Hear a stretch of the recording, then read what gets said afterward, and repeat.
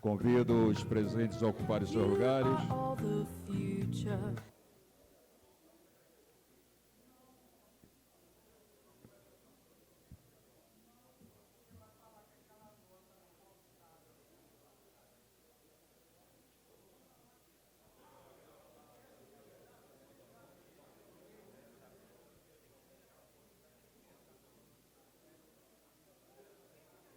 Senhoras e senhores, boa tarde. A Agência Nacional de Transportes Terrestres, a ANTT, agradece a presença de todos e convidamos os presentes a ocuparem seus lugares. Pedimos a gentileza de desligarem seus aparelhos de telefone celular ou configurá-lo para um modo silencioso. Iniciamos esta sessão que está prevista pela audiência pública 010/2019/ANTT, de acordo com a deliberação 748, de 16 de julho de 2019, e considerando também o disposto na Resolução 5.624, de 21 de dezembro de 2017, que dispõe sobre o processo de participação e controle social no âmbito da ANTT. Nessa audiência pública estão previstas sessões presenciais nas seguintes cidades e datas. Já realizada no dia 1º/8/2019, na sessão presencial Governador Valadares. Hoje, dia 2, estamos realizando a sessão presencial Belo Horizonte. No dia 7/8/2019, sessão presencial Vitória. E no dia 4/8/2019, a sessão presencial Brasília. A ANTT fez a divulgação do aviso desta audiência pública no Diário Oficial da União, do dia 17/7/2019, sessão 3, página 99. A documentação completa relativa ao objeto da audiência está disponível desde as 9 horas, do horário de Brasília, do dia 17 de julho de 2019, às 18 horas do dia 2 de setembro do mesmo ano.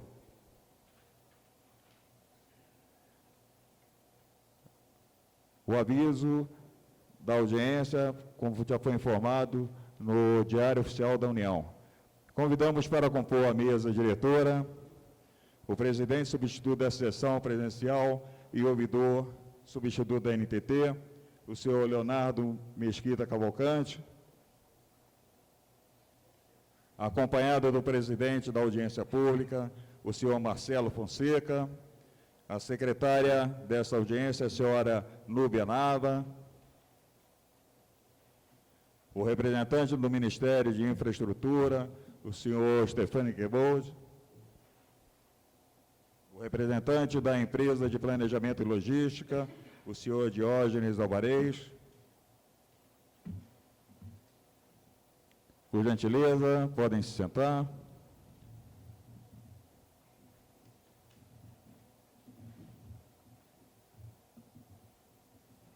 Com a palavra, o presidente substituto dessa sessão, o senhor Leonardo Cavalcante.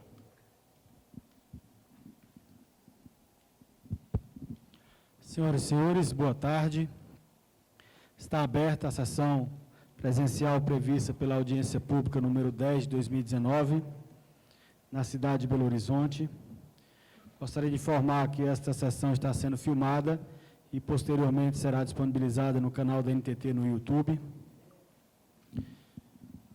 Esta audiência tem por objetivo de tornar público e colher sugestões e contribuições às minutas de edital e contrato, ao programa de exploração da rodovia e aos estudos de viabilidade para a concessão da rodovia BR-262-381, Minas Gerais, Espírito Santo, no trecho da rodovia BR-381, Minas Gerais, entroncamento com a BR-262 em Minas Gerais, para Sabará, entroncamento BR-116, Minas Gerais, com Governador Valadares, e rodovia BR-262, Minas Gerais, no trecho do entroncamento com a BR-381, em João Molevade, Minas Gerais, e na divisa de Minas Gerais com o Espírito Santo, e na rodovia BR-262, Espírito Santo, trecho divisa Espírito Santo, Minas Gerais, com entroncamento na BR-101 do Espírito Santo em Viana.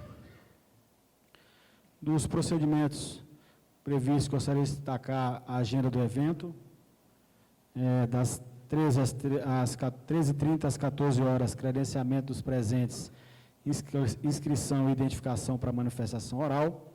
Das 14 às 14h10, abertura e formação da mesa diretora. Das 14h10 às 14h50, apresentação da proposta. Das 14h50 às 15 horas, intervalo para recebimento de manifestações por escrito, durante a sessão presencial e inscrição para manifestação oral. Das 15 horas às 15h15, o registro das manifestações recebidas por escrito. E das 15h15 às 17h50, pronunciamento dos inscritos por ordem de inscrição, encerramento às 17h30. De acordo com o andamento da audiência, se tiver muita gente inscrita, a gente pode fazer alteração nesse cronograma.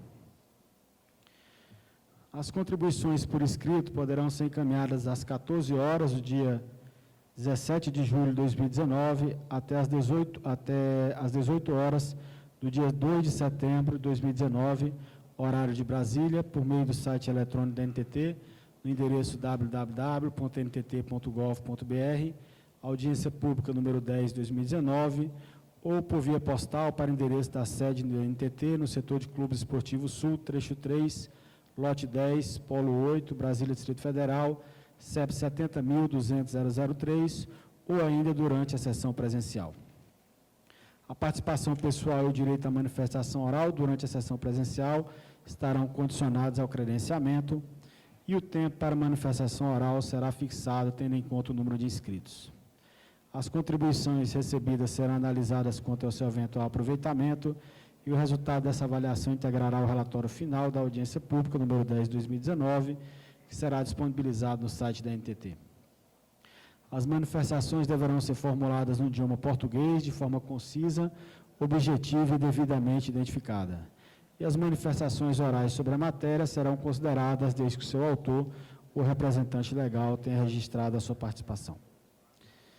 As manifestações serão registradas de forma a preservar a integralidade de seus conteúdos e poderão servir de subsídio ao aprimoramento da proposta. A audiência será conduzida por uma mesa diretora e ao presidente da sessão pública compete, entre outras funções, dar início, suspender, encerrar, prorrogar e decidir conclusivamente sobre as questões de ordem e sobre os procedimentos adotados na audiência. Portanto, senhoras e senhores, passo a palavra ao presidente da audiência pública, número 10 de 2019, o senhor Marcelo Fonseca, para fazer a apresentação da proposta.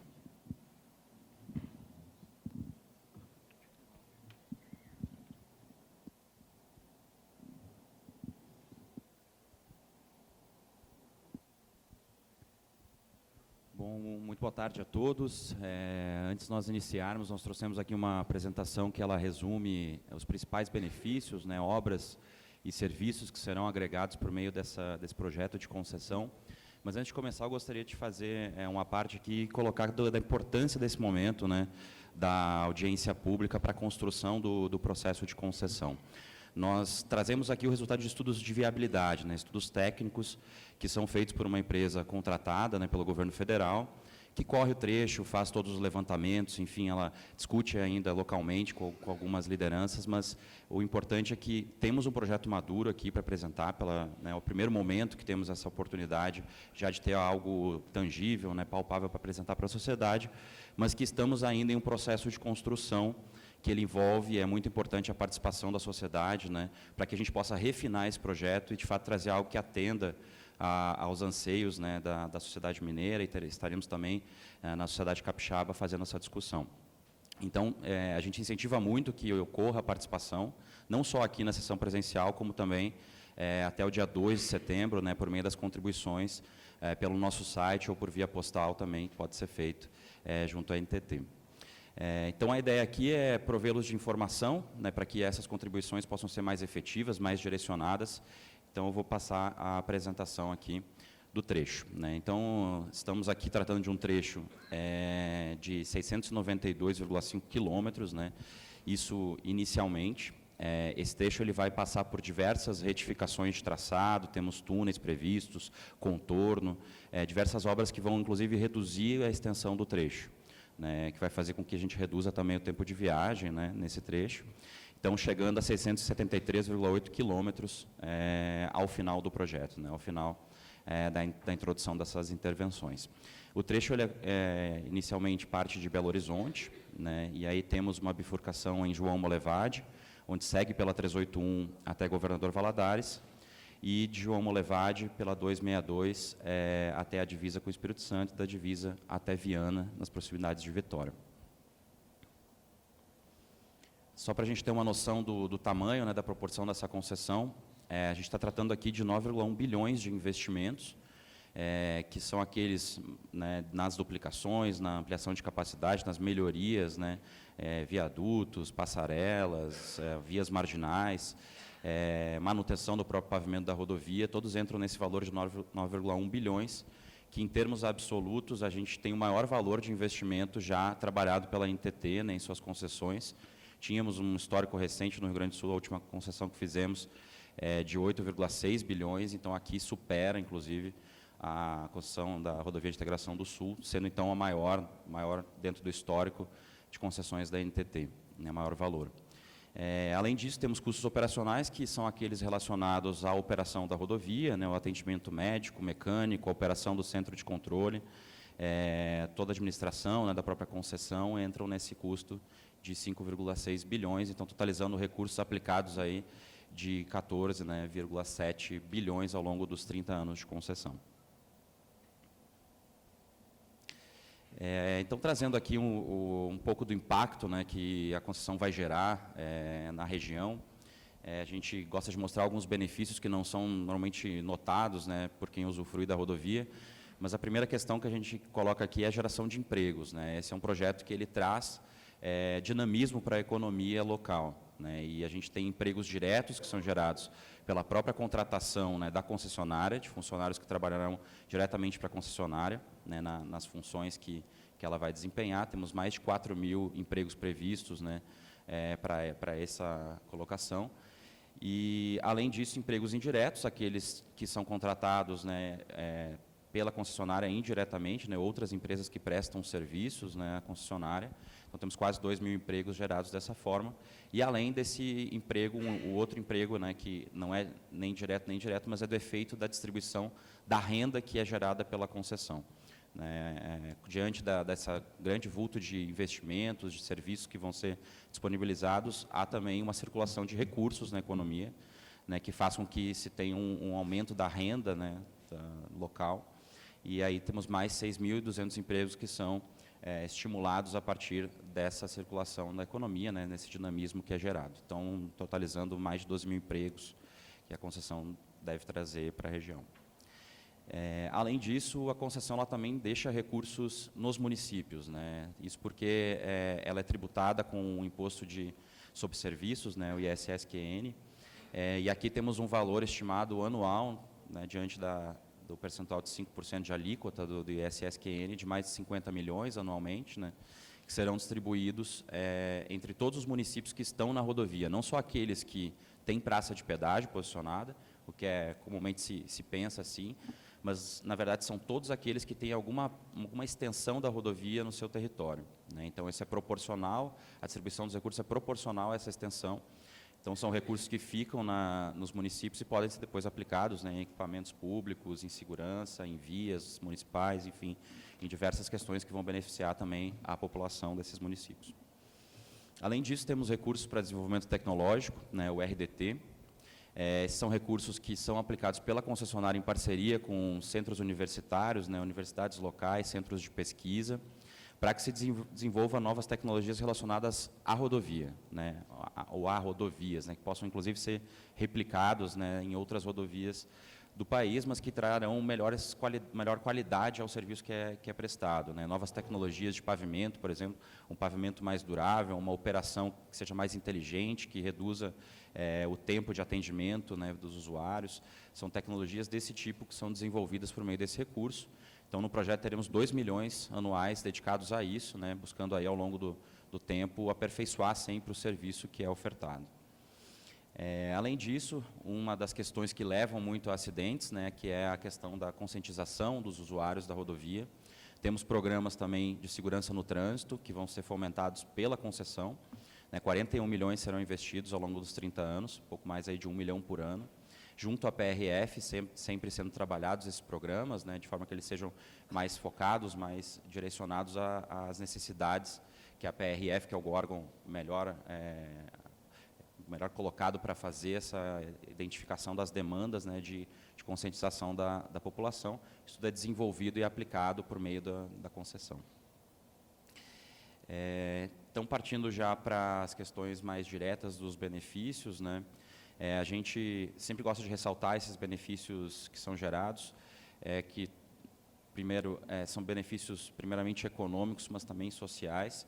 Temos a redução dos custos operacionais, né, que é a ideia de que, ao investir na rodovia, com a duplicação, com um pavimento de qualidade, com a fluidez do tráfego, você reduz o custo de se trafegar nessa rodovia. Então, os custos, por exemplo, de reposição dos veículos, os custos com combustível que vão ser utilizados, né? O tempo de viagem, a previsibilidade de sair do ponto A e chegar no ponto B no tempo correto, isso é muito importante para as transportadoras, né? Para quem atua no frete. Isso tudo, tem diversos estudos que demonstram que cada R$1 investido gera mais de R$1 de retorno em relação a esses custos operacionais que são economias para a sociedade, né? Então, a concessão ela tem que ser vista não como um custo, né? O pedágio tem que ser visto como um investimento que vai trazer um retorno que vai ser superior àquilo que se está pagando. Além disso, temos, naturalmente, com essa previsibilidade, com a qualidade da rodovia, uma redução de tempo de viagem, o conforto dos usuários, né? Que permite que produzam melhor, né? Que atuem melhor, e o que a gente gosta sempre de destacar em relação a esses benefícios, a redução dos acidentes, que é a finalidade número 1 da nossa atuação, né? A gente acumula índices muito bons em rodovias concedidas. Temos aqui uma série histórica de 2011 a 2018, nas concessões das primeira e segunda etapas da NTT, que demonstram que a gente conseguiu reduzir o nível de acidentes em 28%, né, agregados aí nesses 7 anos, e aqueles que mais interessam de vítimas fatais ou graves em 46%. Então, quase reduzimos na metade aqueles acidentes que penalizam com a morte, né, ou com uma inabilitação da pessoa para se desenvolver suas atividades, né? Então, que são aqueles que mais pesam, né, socialmente e também para a economia pela capacidade dessas pessoas de contribuir.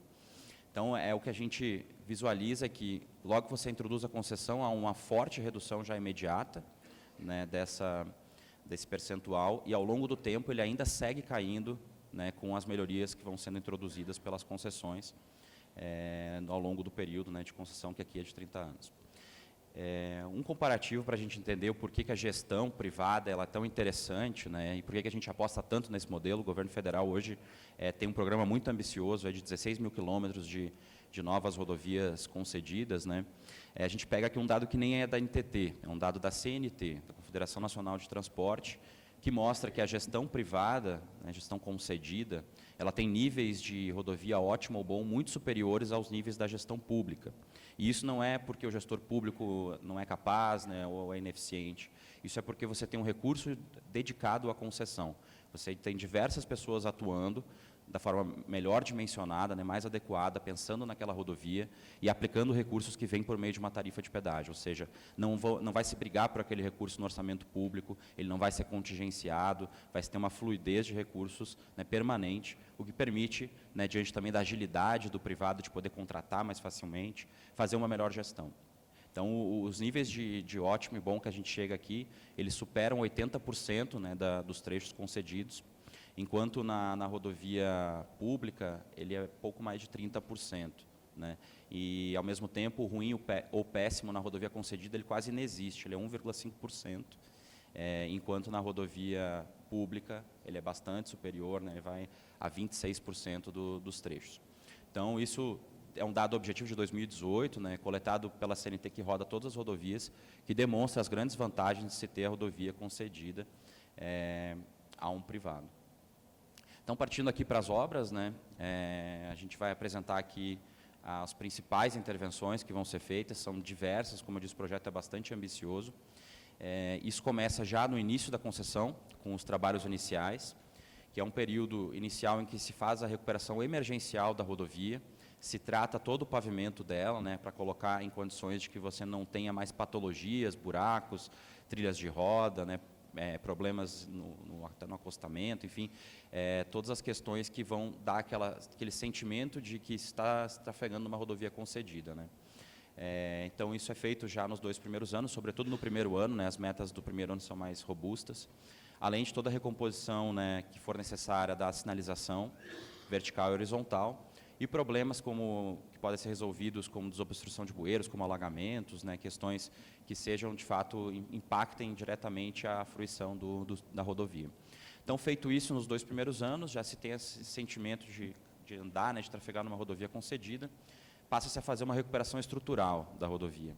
Então, do 3º ao 8º ano, nós vamos trazer a rodovia para as condições iniciais de projeto dela, para as condições, portanto, ideais para as quais ela foi projetada, né? Então, teremos uma rodovia nova no 8º ano de concessão, né? Todo o seu pavimento totalmente recuperado, todos os seus dispositivos alargados e recuperados, né? Inclusive pontes, viadutos, né?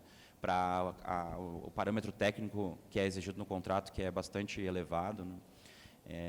Então, isso é feito tudo nesses trabalhos, né? Primeiramente trabalhos iniciais, posteriormente na recuperação, então finalizando todo esse trabalho de recuperação. Além disso, talvez mais interessante aqui, que existe um anseio maior pela sua chegada, né, sobretudo na 381, que já vem há muito tempo tentando que essas obras sejam executadas, né, por meio do orçamento público, são as ampliações de capacidade da rodovia. Temos, então, um número elevado de quilômetros de duplicação, né, ela será totalmente duplicada, a rodovia, então são 595,4 quilômetros de duplicação, o que é feito, e aí o destaque está ali na apresentação, em 2 ciclos, né, são obras de grande vulto, né, sobretudo pela característica do trecho, né, que ele é montanhoso e ondulado na sua maioria. Então, temos um primeiro ciclo, que do 3º ao 8º ano, naqueles trechos que demandaram mais rapidamente uma intervenção, né, eles são trechos mais críticos em termos de nível de serviço, que são os trechos de Belo Horizonte até Belo Oriente, na 381, né, e, além disso, Viana a Vitor Hugo, no Espírito Santo. Faremos também, dentro desse ciclo, o contorno de Manhuaçu, né, ele não passará, né, a rodovia não passará mais no centro do município.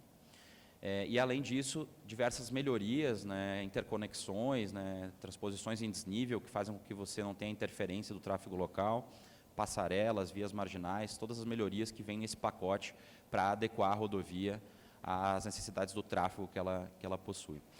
E, no segundo ciclo de duplicações, do 15º ao 20º ano, então é tudo finalizado, né, toda a duplicação é finalizada, então fechando o trecho da 381 até Governador Valadares, né, de Belo Oriente, Governador Valadares, e o trecho de Vitor Hugo, né, até a divisa com Minas Gerais, na 262, e na 262 Espírito Santo, e na 262 Minas Gerais, da divisa até João Monlevade, né, onde já estava duplicado, né, pelo plano desde o 8º ano. E também complementando com todas as melhorias necessárias. Então, com isso, teremos a rodovia no ideal, no que é necessário hoje, que todos os estudos, né, que são estudos técnicos feitos por uma metodologia usada no mundo todo, né, de identificação dessa necessidade de ampliação, vai estar atendida.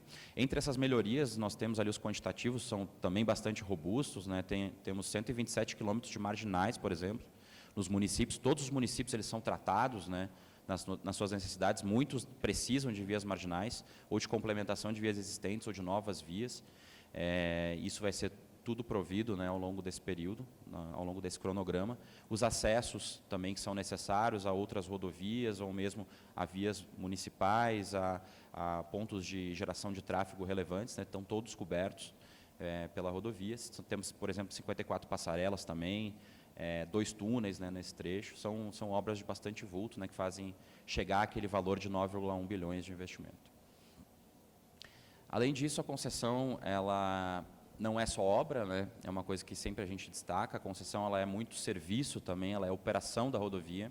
Essa operação ela é gerida por meio de um centro de controle operacional, né, que ele funciona mais ou menos no formato daquela figura ali em que se tem o acompanhamento de tudo o que acontece na rodovia por meio de video wall, né, o monitoramento de tudo, de planilhas dinâmicas que vão mostrando a condição de tráfego, né, vão apontando os pontos críticos que pode ter uma retenção para que você atue tempestivamente, né, num atendimento, por exemplo. E isso é feito, então, gerido por meio desse centro de controle operacional, diante de um sistema de câmeras, de 439 câmeras que vão ser instaladas na rodovia. Além disso, temos veículos que trafegam o tempo todo na rodovia, né, fazendo a inspeção do tráfego e se comunicam diretamente com o centro de controle operacional. Temos câmeras em passarelas, temos painéis de mensagem variável, né, que oferecem ao usuário informações sobre a rodovia, né, para que ele possa planejar melhor a sua viagem.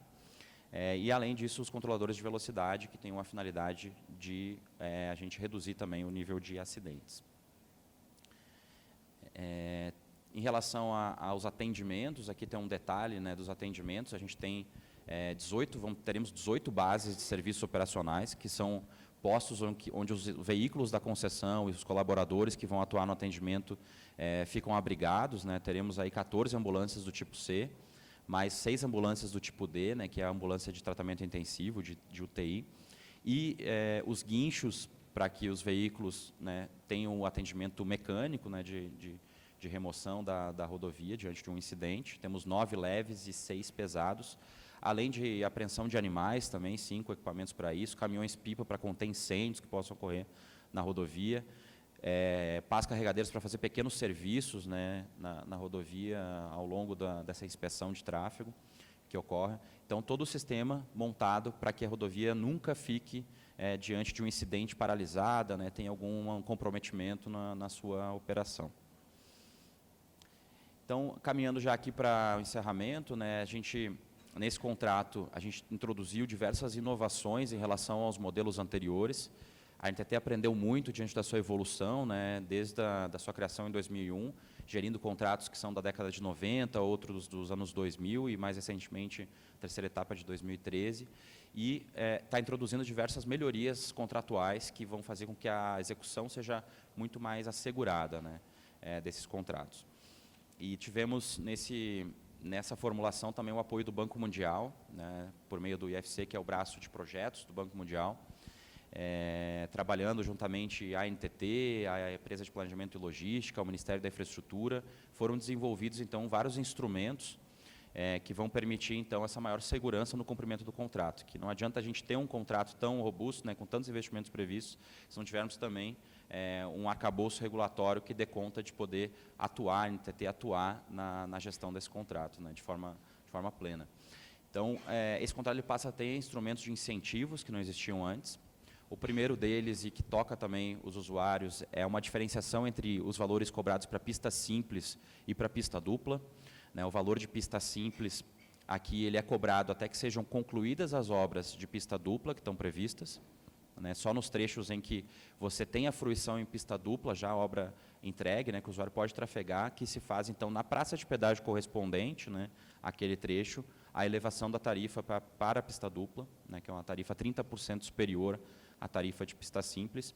E isso funciona, além da questão de justiça tarifária com o usuário, né, que aquele que vai demorar mais a ter a duplicação também vai pagar menos por um período maior, estimula a concessionária a executar esses investimentos. O que tínhamos antes era simplesmente uma previsão que já estava na tarifa, né, todo o valor já era embutido na tarifa, e se eventualmente a concessionária não executasse, se recompunha só esse valor da não execução. O que temos agora, além dessa recomposição, temos uma redução na rentabilidade da concessionária por meio da redução da tarifa de pedágio, né. Então, se ela não executa, temos uma queda na rentabilidade, né, porque ao não poder cobrar a pista dupla, há uma queda, então, no que foi previsto no fluxo de caixa da concessionária. Isso é associado a um índice de desempenho, né, que também atua de forma similar, né, atuando na rentabilidade da concessionária, que, se não forem cumpridos os parâmetros, você pode ter uma redução de até 10% da remuneração que ela recebe, né, e, se forem cumpridos com excelência, até 2,5% de acréscimo, né, na sua rentabilidade. Só que isso provavelmente não seja muito sentido ao longo dos anos, né, pelos usuários, porque a gente está trabalhando com uma estabilidade tarifária agora. Porque a gente até recebeu muitas críticas ao longo do tempo, né, de que anualmente fazia a introdução de novos investimentos nos contratos, né, fazia oscilações na sua tarifa, e agora a gente está, então, com instrumentos que fazem com que você tenha uma estabilidade maior e a cada 5 anos a gente vem à sociedade, vem fazer audiências públicas, e aí discute o que tem que ser incluído na concessão, e aí também dá os efeitos todos desses descontos, né, que podem ser efetuados por meio desse índice de desempenho. Então, o usuário não vai mais sentir que a todo momento a tarifa muda nesse contrato, né? Ele vai ter momentos em que ele vai discutir e vai entender o porquê, se há alguma mudança, o porquê que ela está ocorrendo, e tudo, claro, pactuado com a sociedade. Além disso, temos diversos instrumentos para facilitar o ingresso de novos atores, né, facilitando o financiamento desses projetos, inclusive com uma proteção cambial para que venha recurso do exterior para cá. A gente quer atrair novos players, a gente quer atrair o capital internacional, né, para esses projetos. Já deu muito certo nos aeroportos, por exemplo, que são muito elogiados, né, suas concessões que têm players internacionais. Então, a gente tem aqui diversos instrumentos para isso, a proteção cambial, a possibilidade de ter uma outorga variável que é utilizada dentro da própria concessão para fazer ajustes, né, na concessão. Tudo isso facilita o ingresso, além de uma simplificação que fizemos nos atestados também, que são necessários, que era um grande impedimento para que as empresas internacionais viessem para o país, né. Foi tudo isso trabalhado diante desse novo modelo. E, por fim, algumas questões que são relevantes também nesse contrato. Pontos de parada para caminhoneiros, né, é uma discussão muito grande no país hoje, né, da demanda por esses pontos de parada. Essa concessão ela já parte do seu início com essa previsão, né, que nunca havia sido feita, de que a concessionária deve entregar um estudo em 6 meses e construir esses pontos de parada em até 12 meses. Né. Então, a partir do 2º ano, os caminhoneiros já vão contar, então, com um serviço que inclui um estacionamento, né, com segurança, inclui áreas de descanso, inclui banheiros, chuveiros, internet, para que eles possam ali fazer, então, esses descansos, né, reduzindo, inclusive, a probabilidade de que se acidentem na rodovia posteriormente. Além disso, esse contrato ele permite a inclusão de melhorias por meio de um estoque, né, que a NTT pode gerir junto à concessionária. É um valor pré-fixado, que já está no contrato, que se precisar de algo que não foi previsto, por exemplo, aqui, a gente identifica, logo depois do início da concessão, com 2, 3 anos, de que um acesso a uma determinada rodovia não foi previsto, né, a melhoria desse acesso, e que há necessidade, porque ele causa retenção, enfim, a gente pode introduzir dentro do contrato por um valor pré-fixado, que já aproveita o desconto da licitação, né, nessa introdução. Então, não é um valor novo que vai ser colocado cheio dentro da concessão, e sim um valor já descontado, né, por meio desse estoque de melhorias. E, além disso, contornos de trechos urbanos, se forem necessários ao longo dos 30 anos pela mudança das condições da rodovia, né, dos municípios que crescem no entorno da rodovia, nós também temos um instrumento para que seja introduzidos novos contornos, né, dentro da concessão, fazendo com que o que vai impactar futuramente na tarifa seja só a diferença do investimento na travessia urbana, né, daquele município pelo investimento do contorno, né. Então, isso já está delimitado dentro do contrato como isso vai ser feito. E, por último, ainda dentro do edital, na verdade não é nem do contrato, citar aqui a questão do critério híbrido de leilão, né. Historicamente, fazíamos os leilões por menor tarifa, e a gente aprendemos, né, com o histórico, e também é uma boa prática que se faz no mundo todo, de que esse não é um bom sistema para garantir a execução dos investimentos, porque procurando ganhar o leilão, né, o que se observava é que haviam descontos muito elevados, de 50% a 60%, que levavam depois à insuficiência de recursos para executar os investimentos. Então, hoje trabalhamos com um critério híbrido, que ele é uma redução de tarifa por meio do leilão, que é segura, de até 12%, que, diante dos estudos que fizemos, entendemos que até ali há uma geração ainda de recursos que paga, né, os investimentos da concessão. E, a partir daí, se trabalha como um desempate, né, a partir dos 12% de redução de tarifa, com a outorga paga ao governo. Isso gera, o objetivo disso não é arrecadação, mas sim que você garanta que a concessionária que entra, ela está colocando um recurso ali que ela não vai querer perder, né. Ao colocar aquele recurso na mesa, você tem muito mais segurança de que ela vai honrar esse contrato, né, até o final, sob o risco de não conseguir reaver esses recursos, né, para a exploração da rodovia. Então, essas diversas inovações, a gente entende que estamos entrando em outro patamar, né, de qualidade nos nossos contratos. Isso se assemelha muito ao que é feito em São Paulo, e São Paulo tem um histórico muito bom de execução, né, dos contratos, tem as melhores rodovias do país no estado, né, que geram bastante dinamismo para a região, né, desenvolvimento, e é o que a gente está buscando aqui no governo federal também. Então, chegando ao resumo aqui, e nas tarifas que serão cobradas, né, a gente gosta sempre de colocar os valores juntamente às tarifas para que seja entendido que a tarifa ela não é determinada pelo poder público, a tarifa é um resultado das necessidades de investimento da rodovia e das receitas que ela pode gerar diante dos veículos que trafegam na rodovia, né. Então, isso é tudo colocado num fluxo de caixa, no modelo econômico-financeiro, e então, a partir daí, se vê qual é a tarifa necessária para pagar todos esses investimentos e custos operacionais, né, diante de uma taxa de remuneração para a concessionária que é de 9,2% ao ano, né, que ela recebe para fazer esse trabalho. Então, nesse modelo, para a 381-262, foi gerada uma tarifa de R$ 8,54 para a pista simples e para a pista dupla de R$ 11,10. Né. Cabendo ressaltar que, se não trabalhássemos com a tarifa diferenciada, muito provavelmente estaríamos uma tarifa intermediária entre essas duas, como R$ 10 para todos os usuários, independentemente de pista simples ou pista dupla, que era o modelo antigo, né, que trabalhávamos. Então, isso gera também uma maior justiça, né, no pagamento pelo serviço que é efetivamente realizado, fruído na rodovia, né, pelo usuário. O sistema de pedagiamento que está previsto, ele tem 11 praças de pedágio, né, temos 2 praças de pedágio de Belo Horizonte até João Molevade, mais 3 praças de pedágio entre João Molevade e Governador Valadares, e temos mais 6 praças, então, de João Molevade até Viana, no Espírito Santo, então, totalizando essas 11 praças, né, que vão cobrar, como eu falei, só vai liberando a cobrança de tarifa dupla assim que aquele trecho que tem a praça de pedágio, né, em que está localizada aquela praça de pedágio, ele já tiver com a sua duplicação realizada. Por fim, então, trazendo aqui uma expectativa dos próximos passos, né, do nosso cronograma do projeto. O fim das contribuições ele é no dia 2 de setembro. Então, a gente, como eu falei no início, incentiva que todos, além de virem à sessão presencial, também protocolem essa contribuição, buscando, da melhor forma possível, dar os detalhes do que se pleiteia, né, qual a quilometragem, o que exatamente, que dispositivo que seria interessante, qual é o gargalo que tem que ser resolvido, né.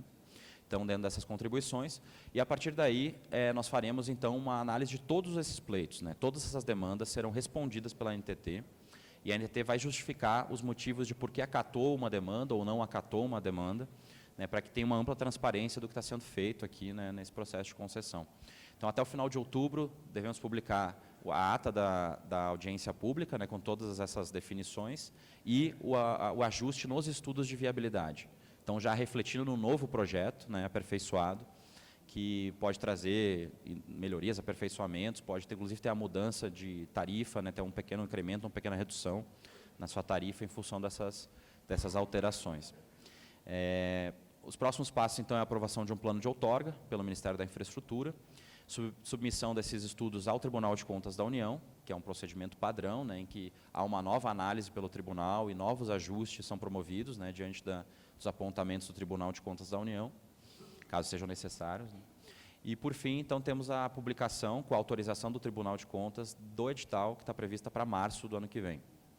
Então, o leilão, efetivamente, ele vai ocorrer só no final do primeiro semestre, e a assunção da rodovia, mediante a assinatura do contrato, em setembro, estamos estimando em setembro de 2020.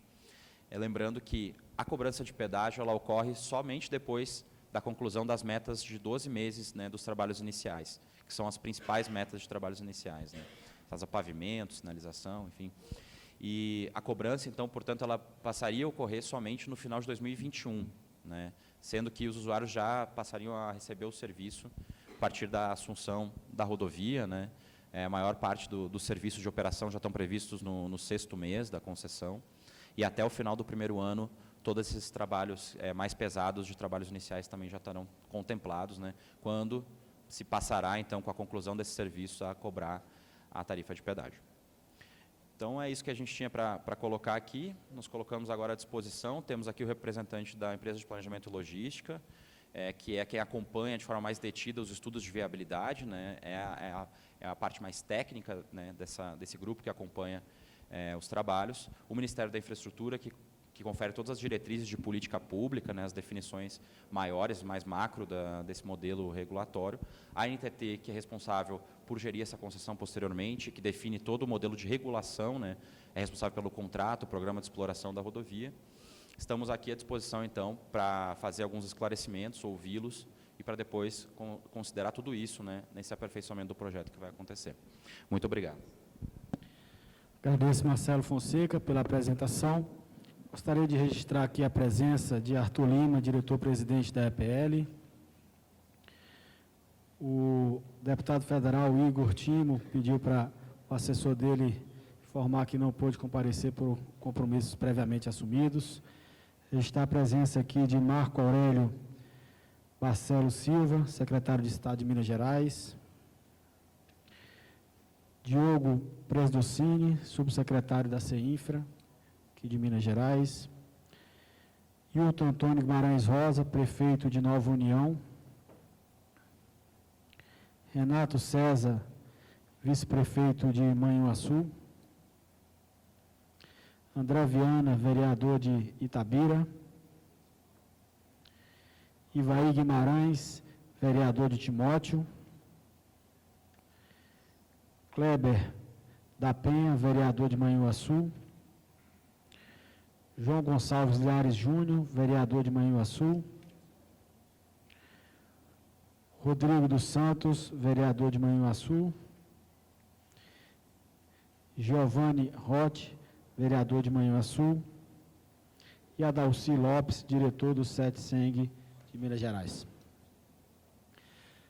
De acordo com os procedimentos, a gente iria fazer agora um intervalo de 15 minutos, só que a gente tem um número grande de inscritos, então, como a gente quer aqui ouvir o maior número de pessoas possíveis, e tem muita gente de fora que tem que se deslocar para a sua cidade de origem, para que a gente não acabe muito tarde, então a gente não vai fazer o intervalo, a gente vai passar direto para as manifestações orais.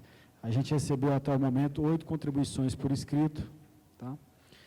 Então, vamos iniciar agora o pronunciamento dos inscritos. Cada orador vai dispor de 5 minutos e eu peço que isso seja realmente respeitado para que a gente possa ouvir a todos. Para que se tenha a melhor qualidade na gravação do áudio, solicito que os inscritos façam a sua manifestação utilizando o microfone do púlpito aqui à direita, informando primeiramente o seu nome e, caso esteja representando alguma instituição, informar o nome da instituição que está representando. Gostaria de chamar agora o senhor Ivair Guimarães Camilo, vereador de Timóteo.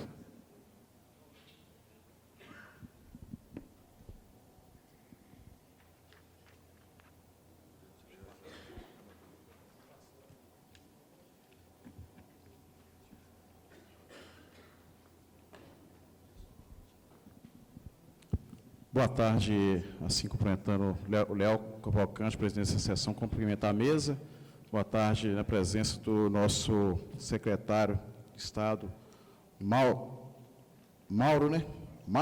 Aurélio. Presidente, eu gostaria, pelo menos, de ouvir o pronunciamento do nosso secretário, o que ele tem a falar sobre essa questão primeiro, depois a gente faz nossos questionamentos, é possível, não? Se ele tiver inscrito, depois a gente vai chamar, tá? Então, mas eu gostaria de inverter, então. Que eu gostaria, não, a gente vai seguir a ordem aqui, não. Ok, tá? Então, muito obrigado mais uma vez. Boa tarde a todos presentes. Pelo que eu vi aqui no pronunciamento, a maioria de representantes que são vereadores, né, são os primeiros a receber as pancadas do povo na rua. Nós temos aqui no estado de Minas 77 deputados estaduais, 53 federais. Eu vi pronunciamento apenas de um deputado federal que estaria ausente, mas tem a sua assessoria, e não vi pronunciamento de deputado estadual nenhum, pelo menos nessa sessão, que nós tivemos presente na sessão de Valadares, e nós cobramos a presença dos nossos deputados federais e estadual da região, porque são eles os grandes que têm mais acesso ao Ministério da Infraestrutura, ao governo, para fazer as reivindicações da nossa cidade, né, dos nossos problemas que enfrentamos no dia a dia. Inclusive, nós temos aqui representando a cidade de Timóteo, mas eu sou original da cidade de INAC, que ontem nós tivemos uma manifestação muito grande na cidade de INAC em relação ao transtorno que esse pedágio pode trazer para eles. E nós fizemos algumas anotações aqui, que o pedágio mais próximo de quilometragem que será cobrado aqui, será o primeiro, será de 38, né, 38 quilômetros, o mais próximo um do outro. Que nós temos o pedágio de Caeté, né, no caso de BH, Caeté, que dá a média de 38 quilômetros, aí, por sequência, nós temos aí alguns de 88, outros de 52, e nós temos um agravante ali na cidade de Belo Oriente e de Periquito, menos de 60 quilômetros, nós teremos que instalar 2 praças de pedágio. Então, a população de Belo Oriente, NAC, Cachoeira Escura, Açucena, não sei se todos conhecem a região que está falando, serão as mais prejudicadas, devido a ser são cidades de pequeno porte, onde a sua fonte de renda é praticamente a agricultura, alguns, né, agronegócio, e exclusivamente a população do NAC, que depende 100% de Patinga e da Seniba para sobreviver. Uma cidade de 6 mil habitantes, então terá uma praça ali, a cobrança de praticamente de R$ 8,54, um desconto aí cai para média de R$ 7,50. Então, para ir.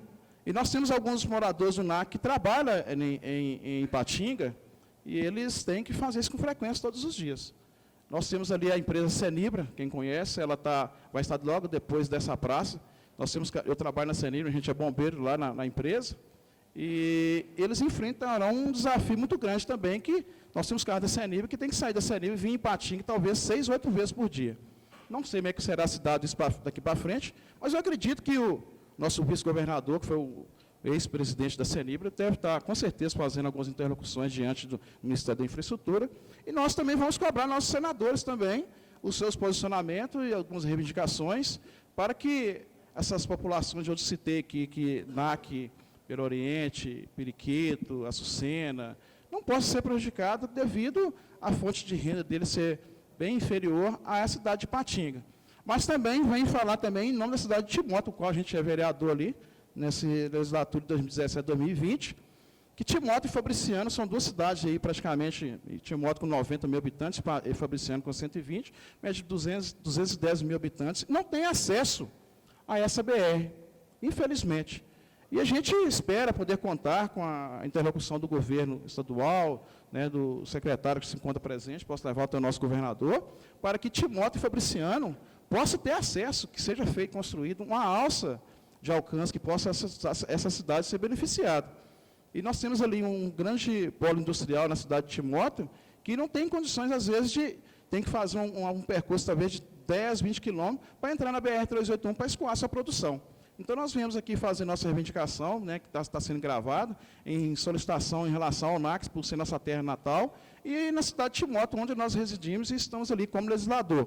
Então, a gente conta com a compreensão de todos. Fico muito triste, uma sessão da senatoria muito grande, onde nós estamos falando do impacto que será atingido em na nossa Minas Gerais, e tem uma sessão aberta desse jeito. Muito obrigado.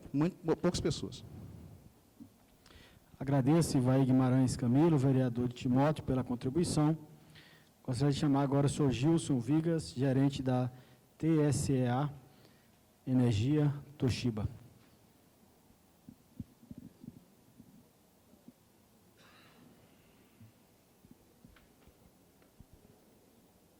Oi, boa tarde a todos, boa tarde à mesa, às senhoras e senhores presentes. Eu sou representante da TSEA Energia Toshiba, empresa, né, com tradição aqui da região, há 50 anos, instalada aqui na Grande Belo Horizonte, né? Temos 2 unidades, sendo uma em Contagem e outra em Betim, e somos produtores de equipamentos para o sistema de energia.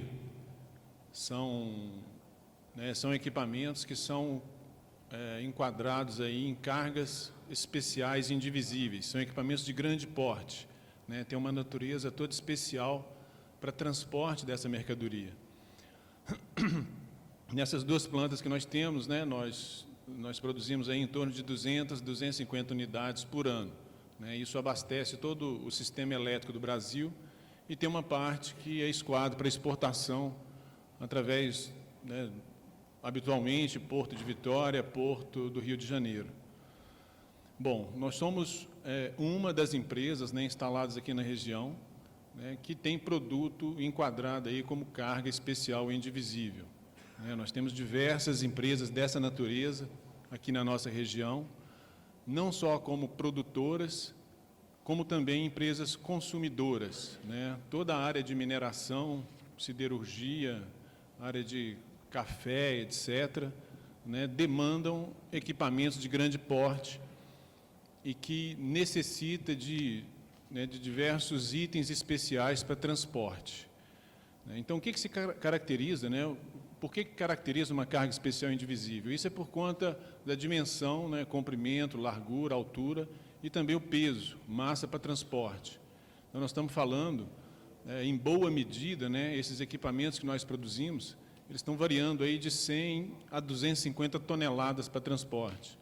Então, nós temos veículos transportadores que variam aí até 100 metros de comprimento, 6 metros de largura, tendo um peso total aí acima de 400 toneladas. Então, isso, quando cai na rodovia, cria uma anomalia completa, completamente diferente do que normalmente trafega na rodovia. Não é novidade que a nossa base de transporte é rodoviário, não há outro modal que a gente possa usar. Eventualmente, quando a gente tem condições, quando é possível aplicar, a gente leva para um porto, fazemos isso, chegar ao Nordeste via cabotagem, via marítima, e lá, novamente, temos que usar o transporte rodoviário. Então, a nossa manifestação aqui é para que nesse modelo de concessão, seja levado em consideração o transporte dessas cargas indivisíveis. Nós tivemos uma experiência recente aqui no nosso estado com a concessão da BR-040, onde não foi levado isso em consideração e a vida das indústrias piorou bastante. Piorou porque nós temos uma infraestrutura ruim e daí entra uma concessionária e ela acaba tendo... Ela olha aquilo ali como sendo dela, sabe? Ela quer proteger aquilo de diversas formas. Então, as obras especiais, as pontes, viadutos, ela olha aquilo com um cuidado tão especial que não deixa a carga indivisível, essa carga superpesada passar. Nós já tivemos casos reais assim, de gastar 10 meses para fazer um percurso de 450 quilômetros numa rodovia dessa. É um absurdo. A indústria ela não comporta esse custo logístico, essa demora na entrega, etc., etc. Então, a gente vê com muito bons olhos essa concessão, essa melhoria da infraestrutura. Eu acho que todos saem ganhando, apesar dos problemas citados aqui pelo colega anterior, que obviamente tem como serem resolvidos, mas é extremamente importante olhar para todos os usuários. Acho que o DENIT, que é um órgão extremamente competente do governo, ele tem todos esses dados da quantidade, desse volume de carga especial que trafega por ano, porque toda carga dessa, ela precisa de uma autorização especial. O DENIT tem todos esses dados. Basta utilizar isso para ver quanto o volume é alto. E as medidas que a gente pede são medidas simples, do tipo, na rodovia tem que ter, por exemplo, um espaço para esse veículo estacionar para dar vazão ao fluxo. Você imagina um veículo de 100 metros com 6 de largura, 100 de comprimento, trafegando e todo mundo atrás querendo ultrapassar. Tem que ter um recuozinho. Então, são medidas simples, está postado aí. Agradecemos a oportunidade de apresentar. Tá? Muito obrigado. Agradeço, Gilson Vigas, pela contribuição. Gostaria de chamar agora o senhor Maurício de Lima, diretor da Consol Engenharia e Consultores.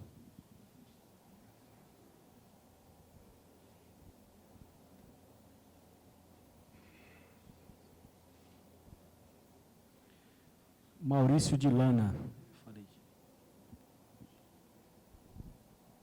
Muito bem. Já foi apresentada. Cumprimentos a todos. A motivação da nossa manifestação, ela é profissional, me permite dizer também como usuário.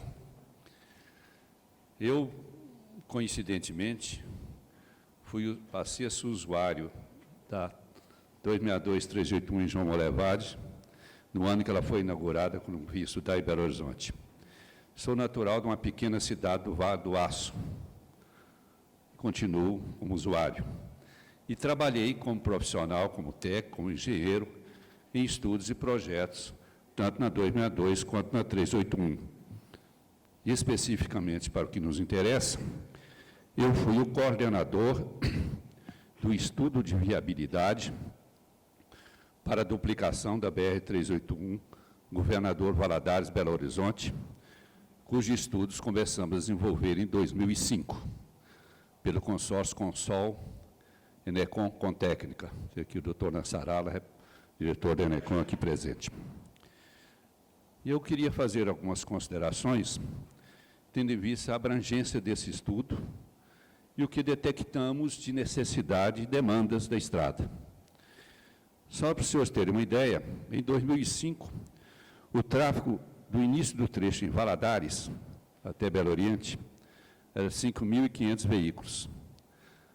Ele vai crescendo gradativamente, Belo Oriente, Vale do Aço, depois chega a 262, com em torno de 9.000 veículos, isso em 2005. Chegando em Belo Horizonte com 25.000 veículos até o anel rodoviário. Fizemos um estudo de capacidade e, evidentemente, comprovamos a necessidade de duplicação imediata do trecho acidentado, coincidentemente, da entrada da minha terra, Jaguaraçu, à margem do rio Piracicaba, o início do trecho montanhoso até Belo Horizonte. E teve uma questão, que é a pergunta que eu quero fazer, é o seguinte: no trecho coincidentemente mais acidentado, que é a partir da entrada de Jaguaraçu para cá, onde foi feito o primeiro túnel já construído, nós temos a coincidência do mudança do relevo, aumento de tráfego e o relevo. A gente sai de uma cota de 250 metros ali no rio Piracicaba e chega logo depois de Antônio Dias a 750 metros. E aí vem uma sequência de subidas e descidas. O nosso estudo de capacidade revelou que no ano 2020 a 2025, a chegada de Belo Horizonte, do Itabira para cá, não basta a pista dupla, é necessária a faixa adicional na subida. Eu vi ali a previsão de 42 quilômetros.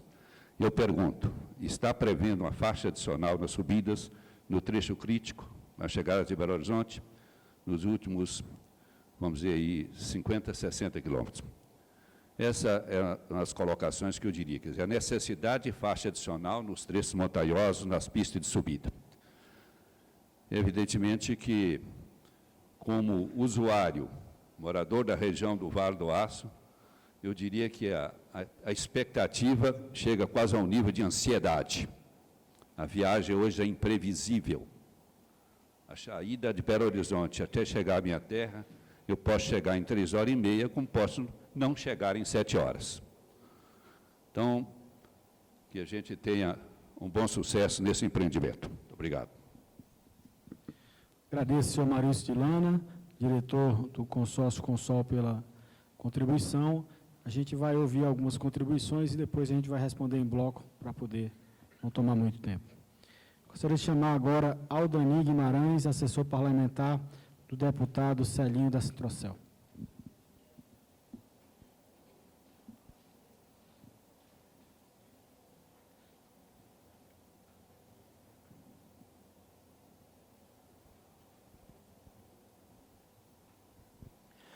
Boa tarde a todos, boa tarde, secretário Marco Aurélio, boa tarde, Marcelo.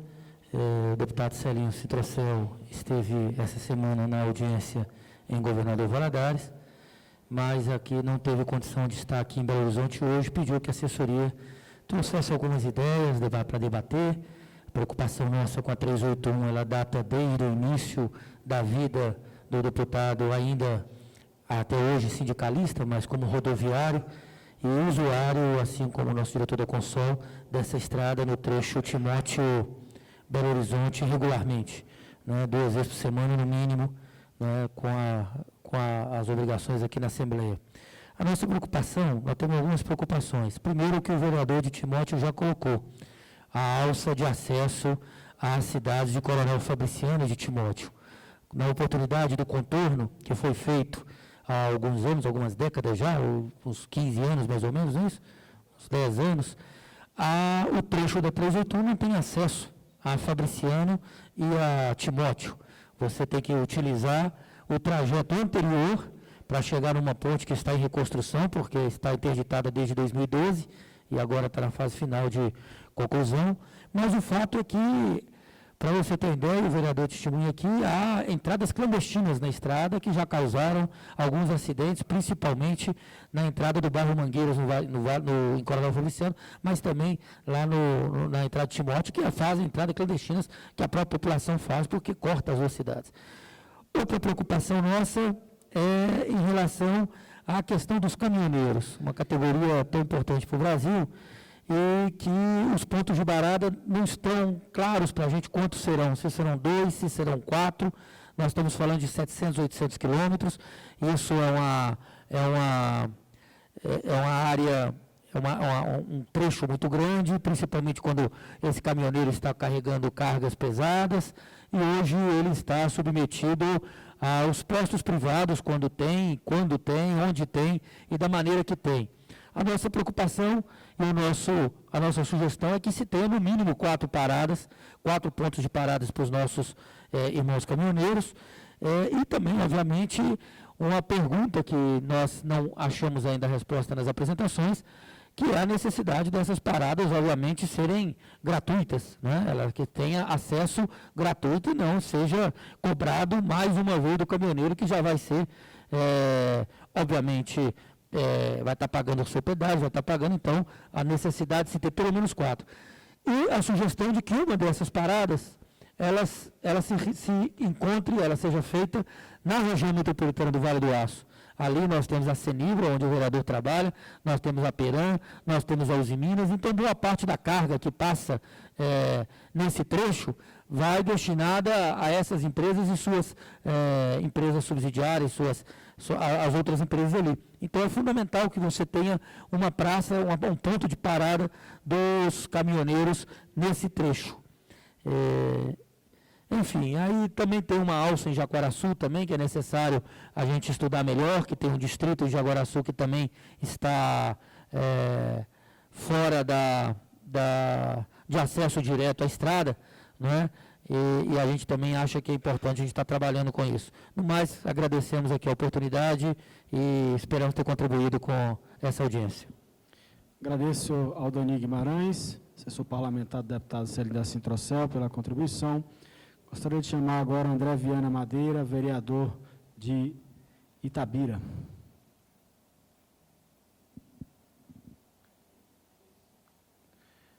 André Viana não está presente. Gostaria de chamar Bernardo Gomes Teixeira, assessor do deputado Celinho. Vai se manifestar também? Sim.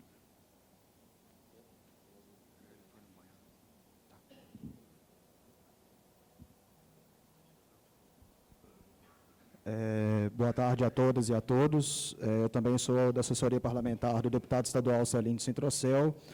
Vou dar uma continuidade a alguns questionamentos do mandato, né? O Aldani começou a fazer alguns questionamentos e também vou trazer algumas outras preocupações, né? A gente tem bastante questões a respeito do projeto da concessão das BRs 381 e 262.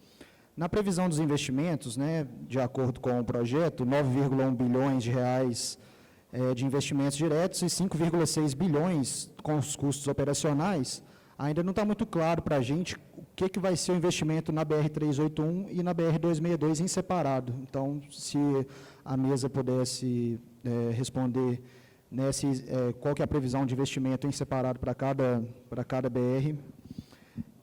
O outro questionamento já foi até respondido, que seria a quantidade de quilômetros a serem duplicados na 381, já foi exposto, então, isso não precisa responder.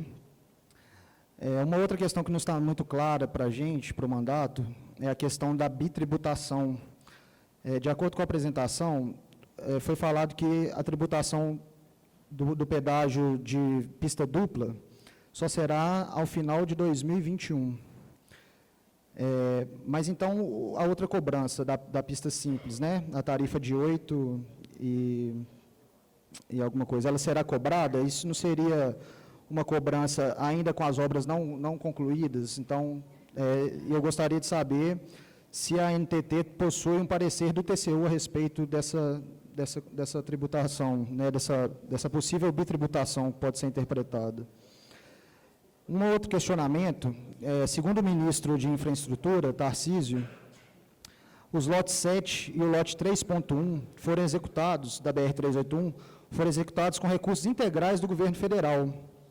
E eles possuem praça de pedágio, tanto em Caeté quanto próximo a Jaguaraçu. Seria justo essas praças de pedágio adotarem o mesmo valor, a mesma tarifa das demais, sendo que o investimento foi público nesses lotes, né? O investimento foi inteiramente público. Então, como que vão ser tratados esses dois trechos pela concessão? Um outro questionamento. A NTT possui estudos e soluções para possíveis adoção de tarifas diferenciadas, tanto para caminhoneiros autônomos da região, principalmente do Vale do Aço, onde estão as empresas âncoras, conforme o Aldani falou, a Senibra, Usiminas, a Peram. Também seria possível a adoção de tarifas diferenciadas para empresas de transporte de carga de passageiros que atuem na região, né, e das empresas âncoras também, com um cadastro prévio, pensar em alguma coisa nesse sentido, porque vai onerar bastante a atividade econômica da região, que precisam, né, trafegar por essas praças de pedágio. E o último questionamento do mandato do deputado Celinho seria em relação ao benefício fiscal para os municípios, né, em relação à cobrança do ISS. Existe um critério de cobrança, qual que vai ser o critério da arrecadação do ISS pelos municípios? Os municípios onde as praças de pedágio vão estar localizadas nele, vai ter um valor diferenciado, esse valor vai ser redistribuído por todos os municípios por igual, por onde as BRs atravessam, né? Qual que vai ser o critério desse benefício fiscal, né, do recolhimento do ISS pelos municípios? É isso, são esses meus questionamentos. Obrigado. Agradeço ao senhor Bernardo Gomes Teixeira, assessor do deputado Celinho, pela contribuição. Gostaria de chamar o senhor André Viana Madeira, vereador de Itabira.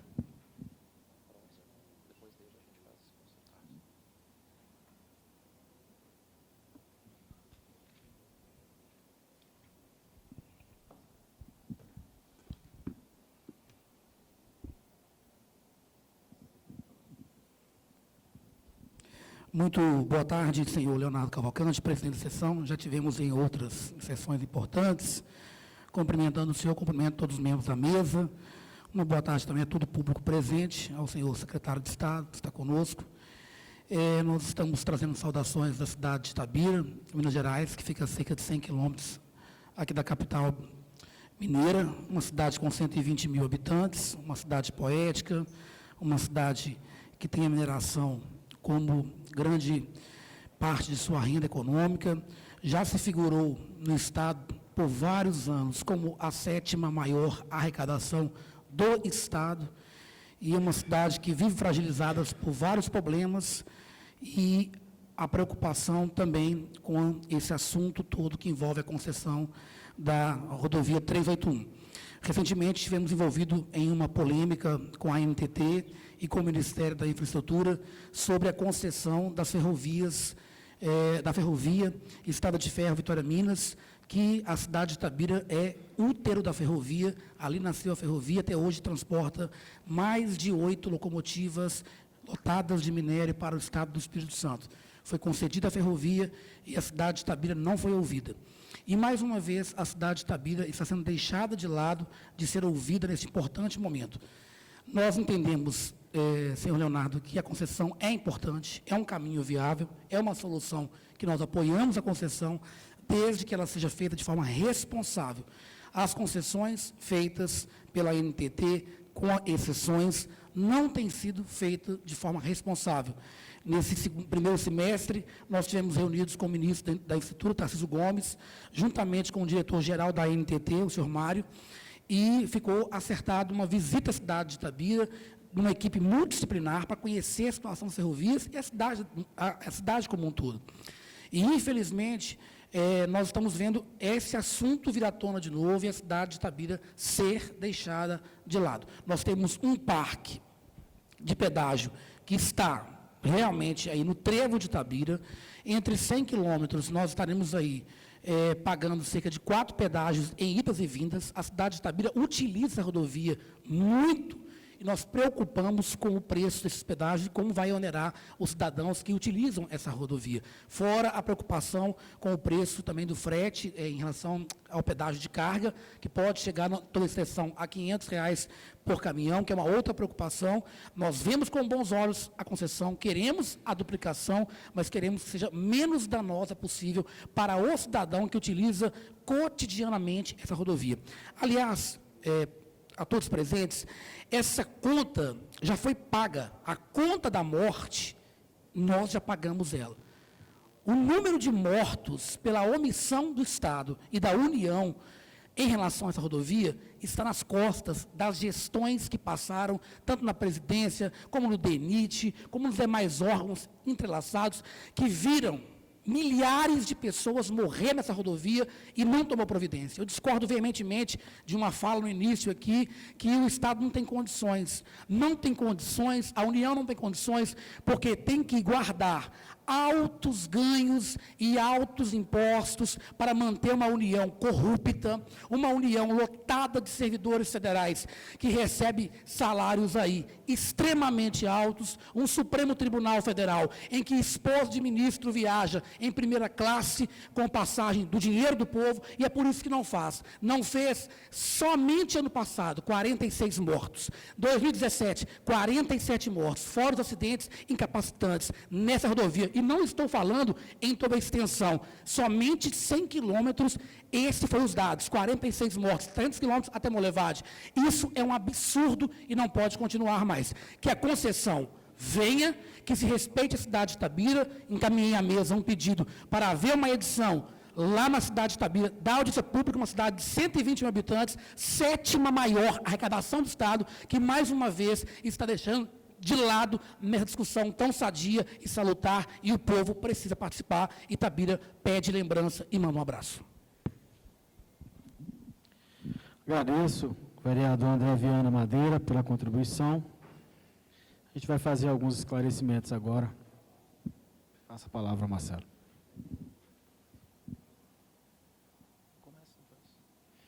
Bom, a gente vai dividir aqui alguns pontos, né, entre Ministério, EPL e NTT.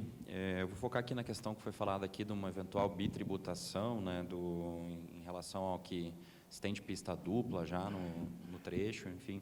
A gente tem 2 lotes que devem ser concluídos até o início da concessão, né, na BR-381, o lote 7 e o lote 3.1, inclusive tem túneis, né, uma parte já foi liberada recentemente, há 2 semanas, né, inaugurada pelo ministro Tarcísio aqui. Mas o que a gente sempre destaca é que o projeto ele tem que ser visto como um todo, né? Ele é uma união de trechos de pista simples, trechos de pista dupla, e mais trechos de pista dupla serão agregados com os investimentos da concessão, né? E não há como fazer uma diferenciação do que foi construído anteriormente pelo governo federal, né? Porque a gente teria que ir lá no histórico e saber, há 20, 30 anos, alguns trechos já foram duplicados aqui, então vou considerar isso na equação econômico-financeira. Isso não ocorre. O que ocorre é que, se você tem um trecho já duplicado, ele não necessita de investimentos adicionais, né? Pode até necessitar uma faixa adicional, mas, em regra, você não precisa fazer um investimento pesado naquele trecho, e isso acaba por reduzir a tarifa de pedágio, né? Se o governo, previamente, fez investimentos na rodovia e ela está em um patamar já atendendo a necessidade dela, né, mesmo que parcialmente, isso nos retira a necessidade de fazer novos investimentos por meio da concessão, e isso pesa na tarifa de pedágio. Então, tudo aquilo que foi investido, a ideia é essa, tudo aquilo que foi investido previamente pelo governo federal já está contando para não se ter uma tarifa tão elevada do que se não tivesse nada feito no passado. A gente tem casos, por exemplo, da rodovia que listamos recentemente no Rio Grande do Sul, que tínhamos toda a BR-101, era uma união de várias rodovias, né, 386, 448, 101, 290, que tínhamos já 290 em 4 faixas, né, e a BR-101 duplicada, e a BR-386 em pista simples, com altos investimentos sendo necessários lá. Então, é comum que em projetos de concessão você encontre as diversas situações, e isso tudo entra num cálculo global do que necessita o sistema rodoviário como um todo, né? Então, não há como fazer uma diferenciação ou ser entendido isso como uma bitributação, se já foi feito no passado, né? Porque Se fôssemos partir dessa lógica, se a rodovia foi implantada, então já deveria haver uma diferenciação ou estaria se bitributando qualquer serviço que é ali em cima aplicado, né? Então, essa é a primeira questão.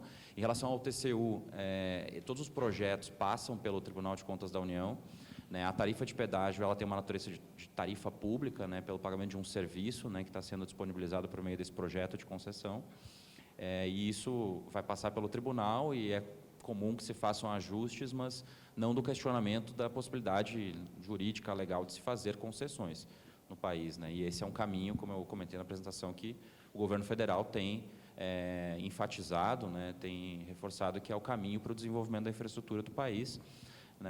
Claro que seria o ideal a gente ter tudo isso pelo orçamento público, sabemos que não é possível, infelizmente, diante dos diversos motivos do nosso país, né, da coisa pública do nosso país, não temos capacidade hoje de orçamento público para a execução do que é necessário para movimentar, né, a economia, a gente fazer a logística caminhar como ela deve ser para atender às necessidades da produção nacional. Deslocamento de pessoas, integração, enfim, as diversas questões que são trazidas pela logística. Então, queria deixar primeiro fazer essa consideração. E, além disso, falou-se também aqui das faixas adicionais, a duplicação, né? A gente não enfatizou na apresentação, mas no PER, no Programa de Exploração da Rodovia, vocês podem verificar que estão previstos em diversos segmentos faixas adicionais à duplicação nas subidas, né? Isso decorre desse estudo técnico, né? Não é uma questão arbitrária, mas sim de que em alguns trechos mais íngremes você tem uma restrição dos veículos que trafegam em menor velocidade, né? Sobretudo aqueles de maior peso, e há necessidade de você ter mais faixas, né, nesses relevos mais acidentados. Está previsto, de segmento a segmento, vocês podem verificar que quando há necessidade de faixas adicionais, há uma observação de que deve ser construído também a faixa adicional no quilômetro tal ao quilômetro tal. Isso está previsto no PER. Se houver alguma divergência em relação ao levantamento que fizemos, a gente pede que vocês coloquem nas contribuições, que a gente vai olhar com bastante cuidado o segmento específico, né, que está sendo apontado. Eu vou passar para os colegas aqui para complementar, então, com as demais questões.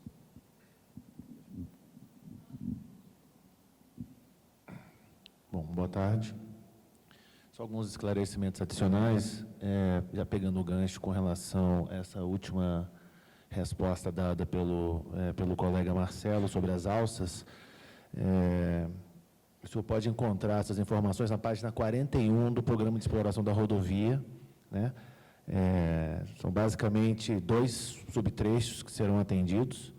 Um subtrecho entre o quilômetro 394 e 408, né, na subida, e um trecho do quilômetro 408 a 422, né, totalizando aí os 42 quilômetros de implantação de faixas adicionais, tá, na chegada de Belo Horizonte. Com relação ao questionamento que foi trazido pelo colega sobre cargas especiais e indivisíveis, o esclarecimento que eu gostaria de trazer é que, na verdade, isso foi levado em consideração no estudo, né? A nossa equipe técnica ela fez uma interação muito grande com o DENIT, né, onde tem as autorizações para a passagem desses veículos, então a gente conseguiu entender a característica média desses veículos. Mas nós, de fato, faremos aí uma revisão sobre o que foi proposto, para ver se pode haver necessidade de algum ajuste de gabarito, de algumas obras, para poder atender essas cargas especiais. Com relação às paradas de caminhoneiro, apenas para fins de informação, nós consideramos 2 paradas de caminhoneiro no estudo, né?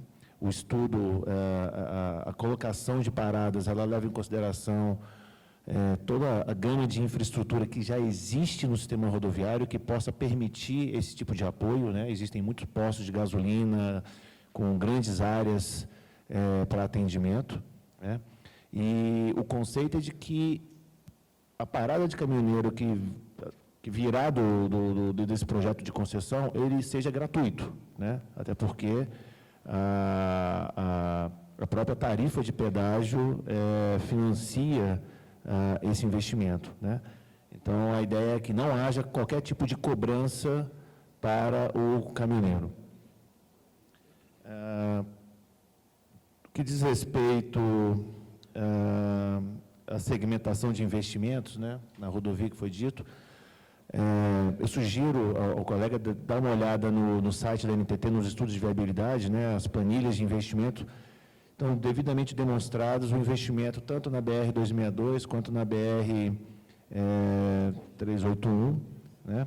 Todo o detalhamento toda a tipologia de investimento está bem colocada e especificamente alocada para cada uma das rodovias, tá? O próprio PER também traz exatamente quais são os investimentos, né, em que lugar, qual a quilometragem que será implementado, qual a rodovia. Então, está bem intuitivo dentro do material. Foi dito também sobre a possibilidade, né, de implantação de tarifa diferenciada por tipo de transporte, de pessoas, de cargas. Hoje, o modelo da NTT, o modelo federal, ele apenas trabalha com uma diferenciação de pedágio por quantidade de eixos, né, de veículos pesados, né? Então, hoje não se faz uma diferença por tipologia de carga no pagamento do pedágio. Bom, eu acho que, basicamente, eram estes os pontos que eu gostaria de refrisar, que estão todos devidamente explicitados nos estudos de viabilidade que se encontram disponíveis no site da agência. Obrigado. Boa tarde a todos. Mais algumas considerações sobre o que foi questionado, complementando a fala dos meus colegas. Voltando às obras dos lotes 3.1 e 7, das quais o Marcelo falou, o ministro anunciou isso quando ele veio aqui visitar as obras, né? O Ministério está fazendo de tudo, em conjunto com o DENIT, para terminar estas obras até o final do ano. E a boa notícia para vocês é que, na verdade, quando a gente desenvolveu os estudos, como se trata de um processo complexo e iterativo, a gente teve que, em um dado momento, tomar uma decisão e, na época, a gente não tinha tanta certeza sobre esta possibilidade de terminar estas obras. Então, a tarifa que foi apresentada para vocês considera que a concessionária ia ter que realizar estas obras. Então, isso vai ser corrigido, já que a gente tem agora uma perspectiva mais precisa do termo destas obras pelo poder público e a tarifa vai poder ser reduzida. Isso é uma boa notícia para a sociedade. Um segundo ponto é um questionamento sobre o fato de que o pedágio vai onerar o transporte de cargas e que, portanto, os veículos comerciais deveriam ter uma redução na tarifa de pedágio.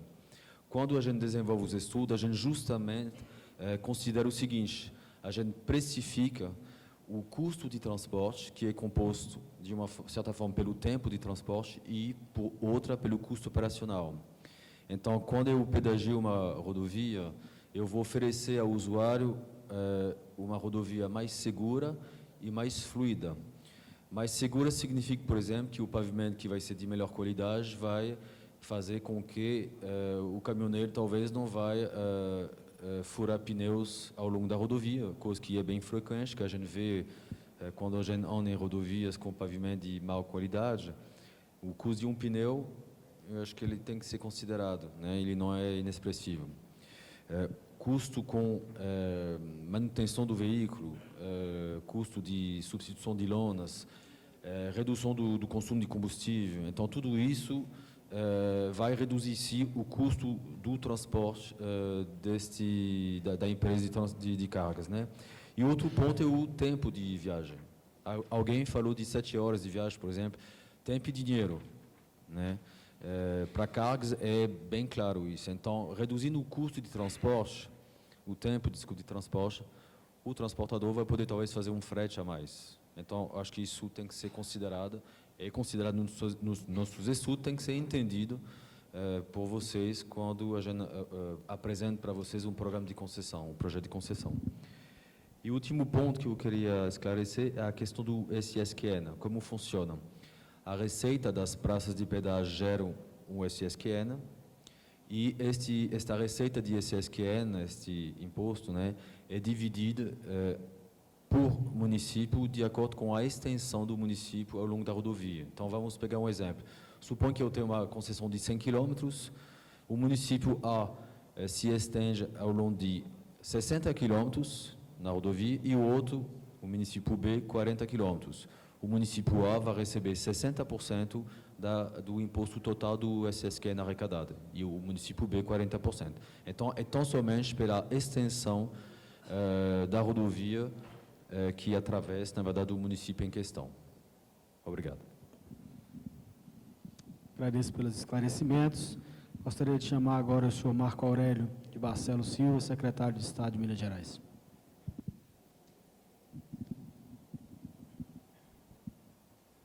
Obrigado. Boa tarde a todos.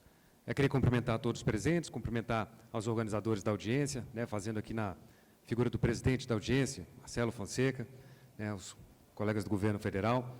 E, na verdade, tenho dois apontamentos aqui. Né, de um lado, acho que é importante registrar e enaltecer o trabalho que foi realizado pela equipe do governo federal para colocar a audiência pública da 381 no espaço de tempo tão curto em funcionamento. Então, nós vemos a possibilidade da concessão do importante trecho da 381, da 262, partindo aqui de Minas Gerais até o Espírito Santo, sem dúvida alguma, como uma luz no final do túnel, como um acalento para os nossos corações. Minas padeceu durante anos, durante décadas, de uma expectativa combinada com sucessivas frustrações. Agora o recurso federal vem, o recurso federal não vinha. Agora o recurso federal vem de verdade e o recurso federal não vinha de verdade. Com a concessão a gente consegue debelar, a gente consegue contornar esse problema de ficar sempre na dependência da orçamentação pública do Estado como um todo. E o que é mais curioso, o usuário é aquele quem vai suportar, é aquele quem vai fazer com que a rodovia ela consiga se transformar numa realidade. Então, o mecanismo, propósito da concessão, ele é um propósito que significa uma saída para o problema não só da 381 e da 262, mas como de tantos outros trechos rodoviários. E posso falar isso com muita tranquilidade, porque é essa visão que aqui, em Minas Gerais, o governo do Estado também vem nutrindo, também vem alimentando. Não por outra razão, nós chegamos a lançar, alguns meses atrás, o nosso programa de concessões, que já está em fase de estudos e muito em breve alcançará o mesmo estágio que nós estamos testemunhando hoje em relação a 381 a 262, qual seja a sua audiência pública. E não há dúvidas de que a audiência pública é um espaço, é um momento importante para que nós consigamos fazer essa calibragem, esse ajuste fino sobre o projeto e, do mesmo modo, capturar as contribuições das lideranças locais, dos usuários locais, para que esses ajustes finos eles possam ser integrados e gerar os ótimos, gerar as utilidades para todos os envolvidos. Então, num primeiro apontamento, o que eu queria dizer, evidentemente, é o reconhecimento do trabalho que foi feito pelo governo federal para que a 381 ela pudesse avançar na agenda de investimentos do governo federal e reforçar o nosso apoio para que este projeto ele se concretize e que definitivamente nós afastemos o fantasma desta ou destas rodovias aqui em nosso estado. E um segundo apontamento envolve as preocupações que todos nós temos como cidadãos em relação à garantia de que os investimentos eles possam de fato ser viabilizados no âmbito dessa rodovia.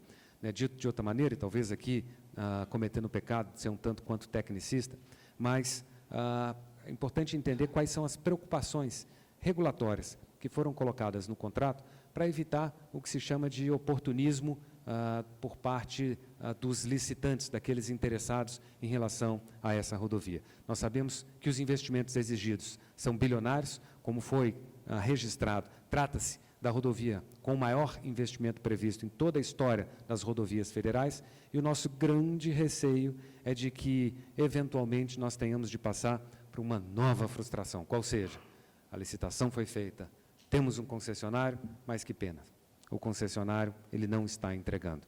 E aqui em Minas, nós temos o celeiro, nós temos o laboratório de concessões rodoviárias que não entregaram aquilo que prometeram. Portanto, haja vista as lições que tivemos quanto a essas concessões pretéritas, o que é que consta no âmbito do contrato para que nós consigamos afastar esse fantasma, igualmente, de um contrato não cumprido, de um licitante aventureiro que se se proponha, eu tenho interesse em ganhar a licitação, mas se torne um enfado, se torne um problema para todos nós, para os cidadãos aqui do Estado, para os usuários da rodovia. Eram essas minhas contribuições. Muito obrigado. Agradeço Marco Aurélio de Barcelos Silva, secretário de Estado de Minas Gerais, pela contribuição. Gostaria de chamar agora o senhor Luciano Medrado, consultor da FETSENG e da SETSENG.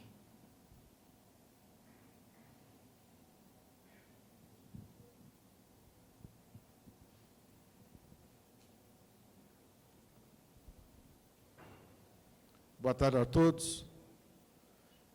As contribuições da Federação do Sindicato das Empresas de Transporte e Carga de Minas Gerais, elas se dividem em 3 tópicos, que eu vou falar rapidamente. Alguns deles já estão contemplados pela apresentação que foi feita pelo presidente da audiência, já estão contemplados. A obrigação da concessionária de construir ou reservar áreas para pontos de parada. Me preocupa um pouco, mais ou menos, o rumo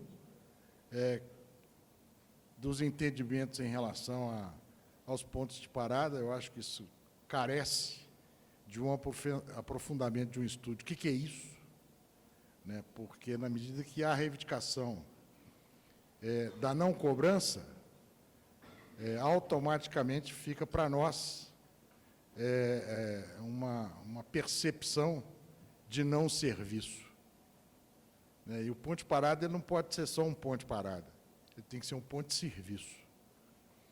Particularmente em relação à segurança da carga e dos veículos, segurança patrimonial, isso exige investimento, em câmeras e segurança, e isso, quando de graça, certamente não terá o serviço. Então, a nossa sugestão é que isso seja um pouco mais discutido, debatido, com as partes interessadas, para a gente chegar num detalhamento e sobre o que seria esse ponto de parada. Porque, de graça, certamente será um ponto de não serviço.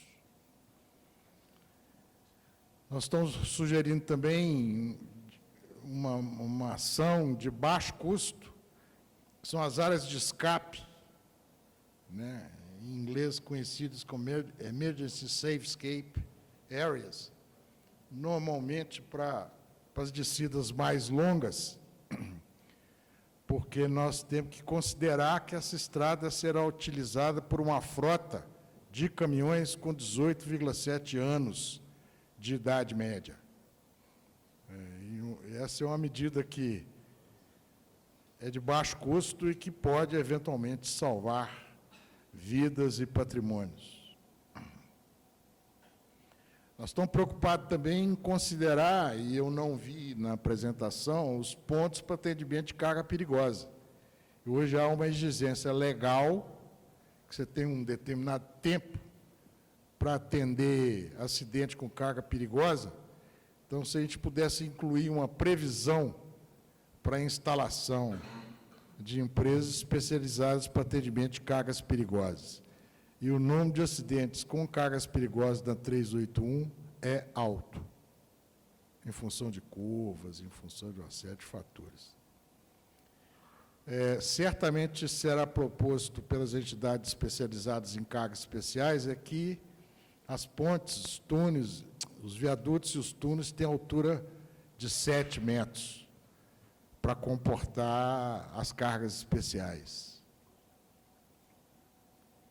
Nós estamos também sugerindo baias exclusivas para os caminhões de cargas especiais.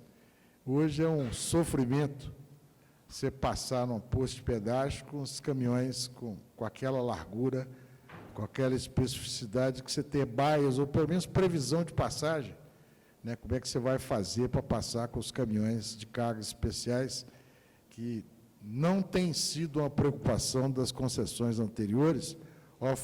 Obviamente, você tem um desserviço e você está onerando o setor produtivo em função do aumento do custo do transporte rodoviário de cargas. Aí nós temos uma discussão um pouco mais complexa, que nós resistimos à ideia do modelo econômico da concessão de outorga remunerada simples. Eu tenho visto as palestras do ministro Tarcísio, que o Ministério tem sido criativo, em alguns modelos de concessão, e a nossa sugestão é que não seja um modelo de outorga onerosa convencional. Por quê? Porque isso sim, por mais que se negue, na sua fala você inclusive negou, se não houver desvinculação dessa receita com o orçamento da União, certamente vai cair nos cofres do Tesouro sem destino de reinvestimento e de manutenção ou de melhoria das condições de infraestrutura. Então, a gente sugere que seja um modelo que, cada vez mais, você vai tirando o custo da infraestrutura do orçamento da União e dos orçamentos estaduais. Então, você tem que criar um modelo de outorga que você destine o recolhimento dessa outorga em investimentos ou na própria rodovia ou no sistema de infraestrutura, tipo vias marginais, até para você, sem precisar de usar a tarifa, você fazer passagens urbanas de grande densidade. Outra que a gente também sugere, um modelo que hoje é muito utilizado, particularmente na Europa, que é aquele modelo que você cobra na saída pela quilometragem utilizada pelo usuário. Isso evita discussão com os municípios. Eu vi aí, para minha surpresa, que eu já fui em várias audiências públicas de concessão, nunca tinha visto, vereadores de cidades locais, até eu fiquei satisfeito de ver isso, mas eles já estão colocando um problema que a gente sabe que existe uma resistência muito grande da sociedade, até problema cultural, contra o pedágio, e que, efetivamente, se você cobrar pela distância, cobrando na saída, você minimiza a resistência contra a concessão e o pagamento de pedágio. O senhor está concluindo? Só para terminar, o último ponto é que essas concessões têm que prever, não há mais como deixar fora a questão tecnológica, de conectividade, principalmente. Hoje nós temos um problema de geração de dados nas concessionárias que não tem nenhuma conexão com o sistema de segurança nacional. Então, para você pedir, por exemplo, você está fazendo uma perícia, você pedir uma fotografia de um caminhão que passou num determinado pedágio, quando você consegue, que não é fácil conseguir, demora uma eternidade. Então, já fazer uma estrada conectada e inteligente, para fazer a conexão da concessionária direto com o sistema de segurança pública federal, estadual e até municipal. Isso você ganha em produtividade e você ganha em eficiência e segurança da via. E, por último, já esgotado meu tempo, seria que o sistema de radar fosse, já que nós estamos buscando a inteligência da rodovia pela conectividade, que o sistema de radar não seja esse sistema burro que nós temos hoje, que o nosso presidente chama de fonte de arrecadação de multa, que ele seja um sistema que pela velocidade média do trecho, não no ponto, porque no ponto você pode até não passar despercebido, você obedece, mas no trecho você ultrapassa, normalmente você ultrapassa, que seja um radar um pouco mais inteligente. Muito obrigado. Agradeço ao Luciano Medrado, consultor da FETSENG e da SETSENG pela contribuição. Gostaria de chamar agora o senhor Douglas Prado, secretário de Planejamento da Prefeitura de Coronel Fabriciano.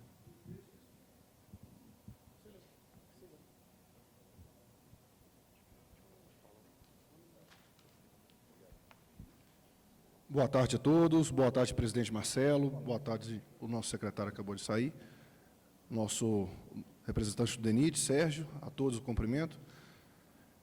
Nós tivemos na audiência em governador Valadares, e o pleito maior, o apontamento maior para aquela região seria as alças que liga Coronel Fabriciano e Timóteo, e isso não foi contemplado nos estudos, nas planilhas. Eu até tive acesso no site no site da NTT, as planilhas básicas não têm esse apontamento.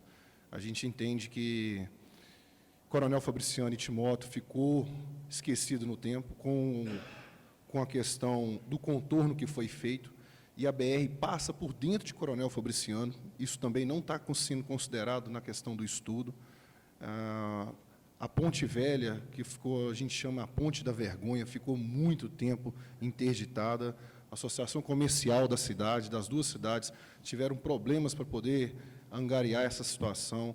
Nós temos problemas de geração, emprego e renda, logística por conta dessa situação. Hoje, o nosso distrito industrial ele é todo enclausurado dentro da cidade.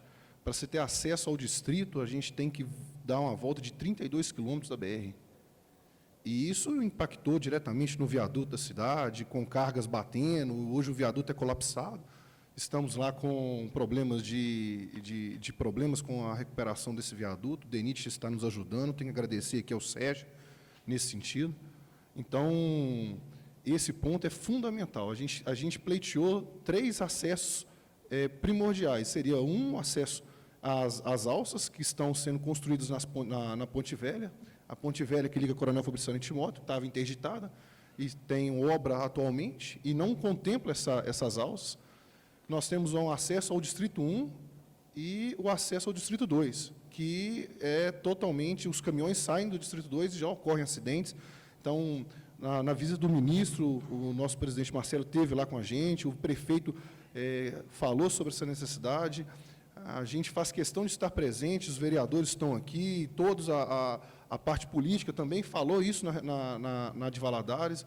Nós vamos fazer a mesma situação em Vitória e em Brasília, porque a gente entende essa real necessidade no qual esses apontamentos não gerem apenas o quê? A questão de emprego e renda, mobilidade urbana, logística empresarial, uma questão socioambiental também tem que ser levada em consideração. Então, essa condição de acesso, de não acesso, promoveu já várias mortes. Em Coronel Fabriciano, nós tivemos acidentes, teve um médico que foi arrastado a 100 metros de distância e foi impactado, nós tivemos que fechar a via. Em Timóteo, a gente chama, vai lá no clandestino. Então, o clandestino tem carro que passa lá, 3 carros por segundo, saindo. Tiveram que colocar um radar, o DENIT colocou um radar lá para poder facilitar. Então, isso é importante constar no plano, e a gente faz questão de participar. A Secretaria de Planejamento de Coronel Fabriciano, sabemos que a de Timóteo está disposta aí a contribuir com essas situações. A gente está aí disposto a apresentar dados, informações. Nós temos um estudo de tráfego que foi apresentado ao DENIT para essa situação. Então, todos esses amparos legais, a gente tem condição de ajudar essa empresa de consultoria a mostrar a real necessidade dessas questões das alças e dos acessos. Eu fico aqui a nossa contribuição e muito obrigado a todos. Agradeço, Douglas Prado, secretário de Planejamento de Coronel Fabriciano, pela contribuição. Gostaria de chamar o senhor Lígio Teixeira Neto, consultor da LB Consultoria.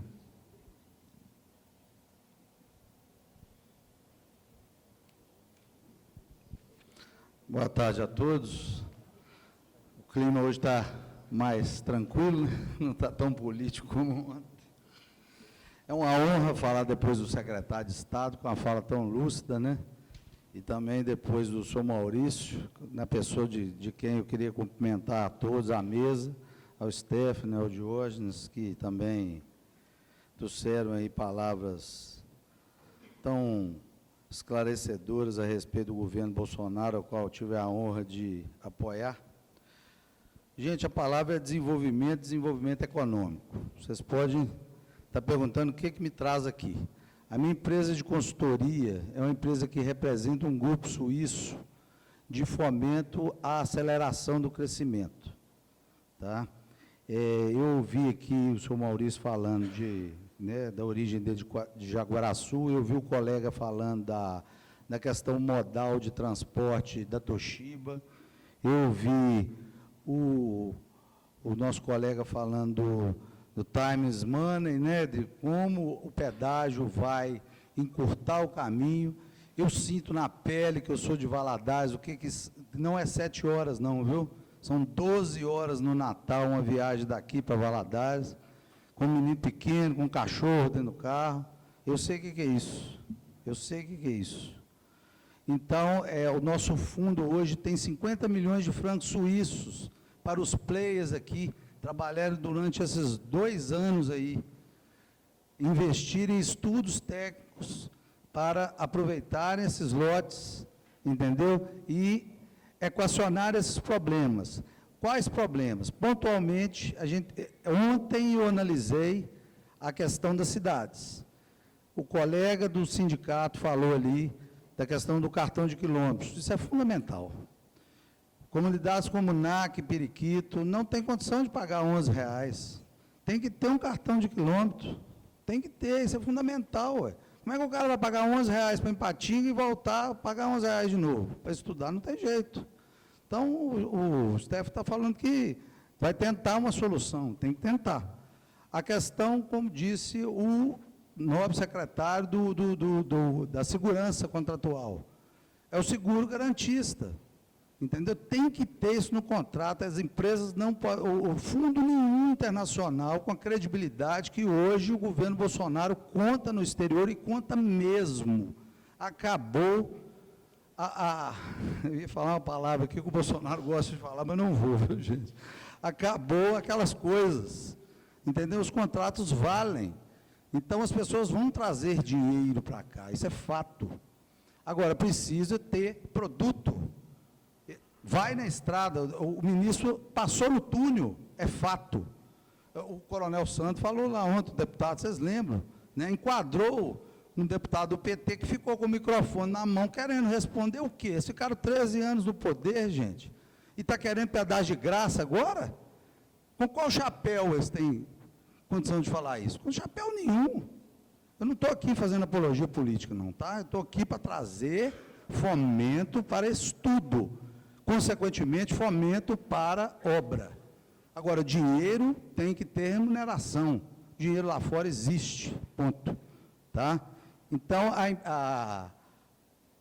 esse programa de aceleração de negócios é da empresa Legend SA. Hoje, gente, não tem segredo no mercado, é só entrar no site, vocês vão ver, essa empresa é sediada na Suíça.